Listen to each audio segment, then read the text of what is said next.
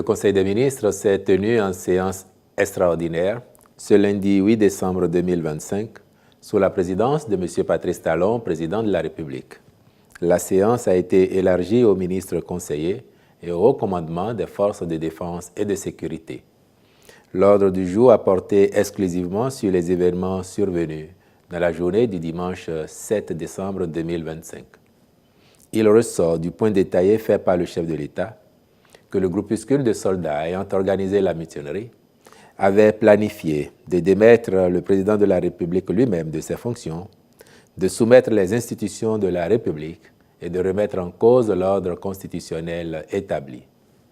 Pour ce faire, ils ont entrepris, dans un premier temps, de neutraliser ou de kidnapper certains officiers généraux et supérieurs de l'armée à raison des responsabilités qu'ils occupent au sein des forces armées béninoises ou de l'appareil d'État. C'est ainsi qu'ils se sont rendus d'abord, vers 2 heures du matin, au domicile du directeur du cabinet militaire du président de la République, le général Bertin Bada, qui a réussi à leur échapper et dont ils ont mortellement blessé l'épouse. Informé, le commandement militaire avait requis l'appui de la base militaire de Togben pour apporter du soutien au général Bada.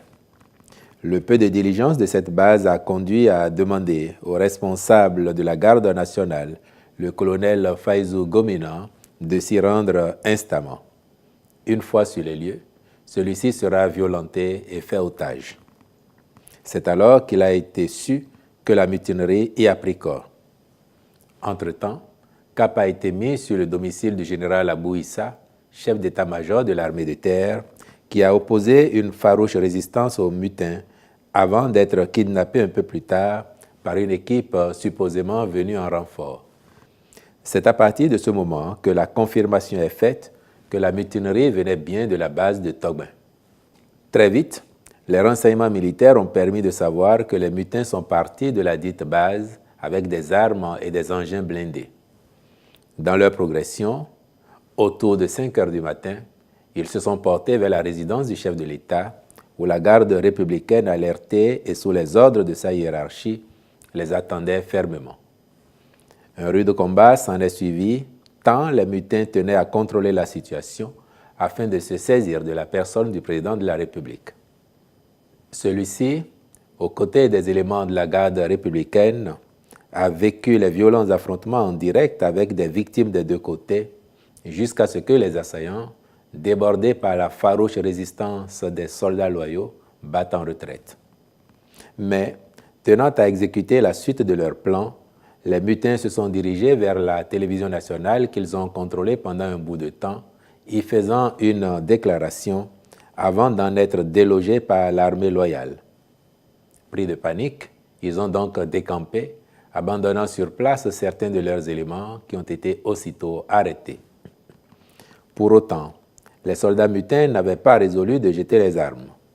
Loin s'en faut, puisque quelques instants après, ils ont essayé d'ouvrir d'autres fronts, notamment à la base militaire de Togben, où ils disposaient encore de blindés. Rapidement, l'armée républicaine, renforcée par les casernes voisines, a encerclé la base, rendant tout mouvement des mutins impossible et se tenait prête à donner l'assaut final. Mais celle-ci étant au cœur d'une zone d'habitation, le chef suprême des armées et le commandement militaire ne voulaient pas que s'y déroulent des affrontements à l'âme lourde, au risque de faire de nombreuses victimes collatérales dans le rang des populations. Il a été alors décidé des frappes aériennes ciblées, chirurgicales, sans exposer les quartiers environnants de Togben et Fidjrosset, de même que des victimes innocentes du côté des militaires. À partir de cet instant, la coopération sous-régionale s'est mise en branle sous l'égide de la CEDEAO et à la demande de notre pays. Le Nigeria nous est dès lors venu en assistance en menant des frappes en fin de journée par son aviation militaire qui a immobilisé certains des engins blindés. Cette opération s'est déroulée avec succès, sans perte en vies humaines. Les derniers assaillants, ayant vu les manœuvres préparatoires, ont pris la clé des champs. Le contrôle de la base a alors été repris et y est actuellement logée une force en attente de la CEDEAO composé de soldats nigérians arrivés dans la nuit de dimanche à lundi pour soutenir les efforts de l'armée républicaine. De même, toujours dans le cadre de cette coopération sous-régionale, une force spéciale est venue de Côte d'Ivoire en cette même fin de journée du dimanche pour se positionner à Cotonou en vue d'autres actions si besoin en était. Enfin, il est à signaler que les officiers supérieurs retenus en otage, le général Abou Issa et le colonel Faïzou Gomina, grâce à la diligence des renseignements et du dispositif mis en place, ont pu être libérés au petit matin de ce lundi 8 décembre dans la ville de Tchaourou, où ils avaient été conduits par les mutins en fuite, lesquels menaçaient d'attenter à leur vie. Au regard de la gravité des faits, le gouvernement a observé 1 minute de silence en mémoire de ceux qui ont perdu la vie, exprimé son soutien aux blessés, puis ordonné que les enquêtes déjà ouvertes permettent d'identifier tous les auteurs et leurs commanditaires, quels qu'ils soient, de situer les responsabilités afin qu'ils en répondent, d'évaluer les dégâts matériels, y compris ceux collatéraux, subis par des civils et d'envisager une réparation par l'État.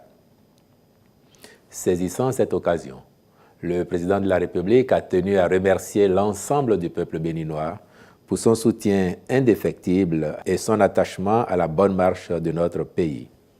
Il a félicité notre armée et ses responsables qui ont su montrer leur loyauté et leur sens du devoir républicain, puis instruit afin que les familles de ceux qui se sont sacrifiés en défendant la patrie soient assistées convenablement.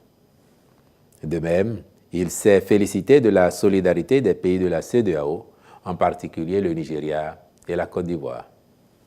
Il n'a pas manqué d'inviter le gouvernement et le peuple tout entier à voir dans cette épreuve un motif de continuer à bâtir un Bénin fort et résilient qui protège l'ensemble de ses enfants, mais où chacun devra aussi apprendre à répondre de ses actes, surtout lorsqu'ils se révèlent attentatoires aux intérêts du pays. Enfin, il a affirmé sa conviction que notre pays va poursuivre sa marche vers le progrès et que nous devons tirer tous les enseignements de ces événements pour qu'ils ne se reproduisent plus jamais. Je vous remercie.